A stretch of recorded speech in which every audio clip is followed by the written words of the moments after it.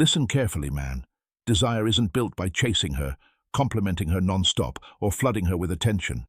Desire is born when she feels something around you, something she can't quite control. You see, women don't fall for men who are always available. They fall for the ones who make them feel alive. And that starts with your energy. Not the fake confidence, not arrogance, but that quiet, grounded presence that says, I'm good with or without you.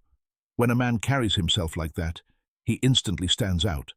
Because most guys try too hard. They try to impress, to please, to be liked. But the man who doesn't chase, who simply exists in his purpose, focused, calm, unbothered, he creates tension. And that tension, that's the root of desire. You want to make a woman desire you? Then become unpredictable in the right way. Don't always text first. Don't always explain yourself. Show her that your world doesn't revolve around her. It revolves around something greater. Your mission, your growth, your peace. When you walk into a room, your presence should say, I'm in control. Not because you dominate her, but because you dominate yourself. You know your values. You know what you want. And you're not afraid to walk away if something feels wrong. That self-respect is magnetic. It tells her you're not like the rest. You're not a man seeking validation. You are the validation. Now understand this. Women desire mystery, not confusion.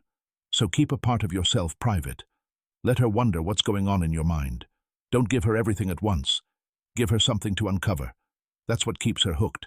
When you do speak, speak with intention, slow, deep, certain. Your words should feel like they carry weight. Because women don't just hear what you say, they feel what you mean.